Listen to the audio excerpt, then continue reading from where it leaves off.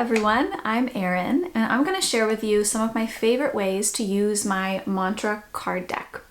So I'm going to try to keep this short and sweet. I made another video that gives you the backstory of the deck and some things to know about the deck. So if you're curious about that, check the description below and I'll link that video. But in this video, I'm really just going to tell you some of my favorite ways to engage with this deck. There are so many ways, and really my favorite way for anyone to engage with this deck is to make a personal connection with it and to use it with your intuition. So that's my sincere hope for how you will use this deck. And everything I'm about to say is just really ideas to take as inspiration if that's meaningful to you. So when you first get the deck, the very first card is this little welcome note, but on the back side is ways to use your deck. So I'm actually just going to walk you through what this card says. So if you already have the deck, you already know what I'm going to say. But if you don't have the deck, you might be curious about some ways to use it. So probably the most common way that I use the deck is the first one on this list, and that is pulling a card intuitively when I need it, whenever I need it. So a lot of times for me, that's before I get ready to meditate, before I get ready to journal, whenever I'm sort of going inward and creating space to connect with myself. I love this practice of pulling a card that kind of maybe resonates with something that I'm needing to listen to inside myself. I also find that anytime that I am not really feeling centered, I'm kind of off balance, or I'm low energy, where it just doesn't feel like I am kind of living in my authenticity, that I like to go pull a card because it really brings me in alignment with an important message I need to hear that kind of gets me back on track, and it acts as kind of a reset.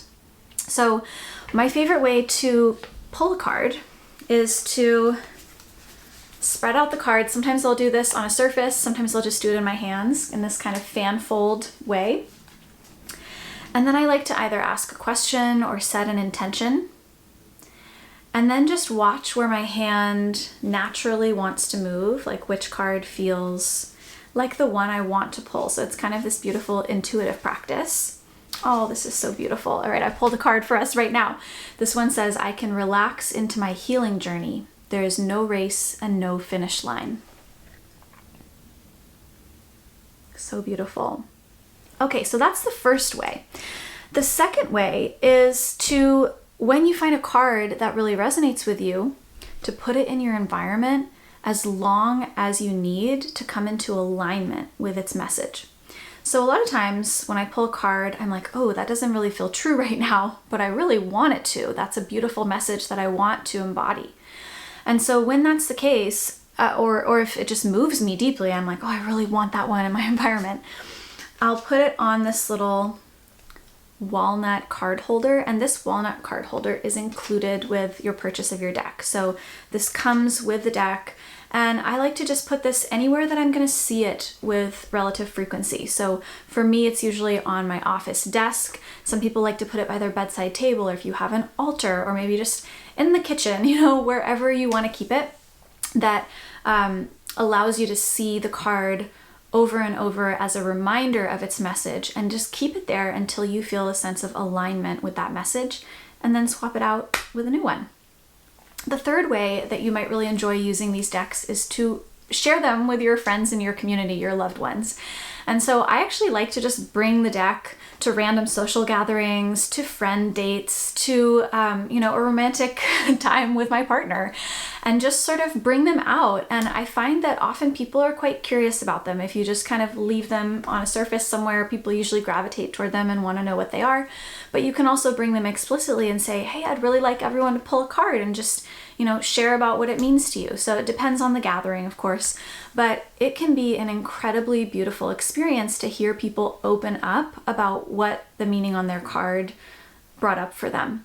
And I've seen some just incredibly sweet, tender conversations take place in environments where maybe those topics wouldn't have naturally come up, but people end up having these really meaningful conversations when they reflect out loud on what the card meant to them.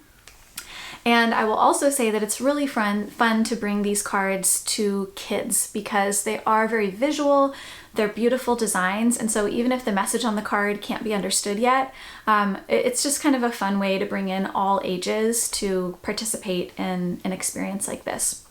Now, the final way you might use your deck is if you're in a healing profession, let's say you're a therapist or a counselor or a coach or yoga instructor, to bring the decks into any healing space, whether it's with a one-on-one client or a group you're teaching, and invite them as a ritual to pull a card as kind of setting the tone for the session, or to share about what that card means to them.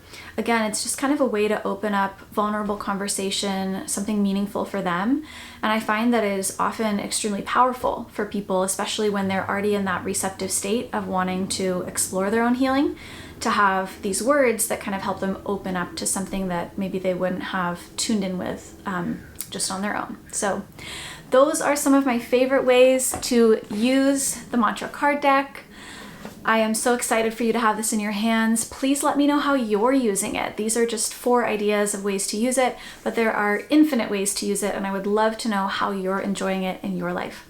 So drop me a line, let me know, and thanks for being here.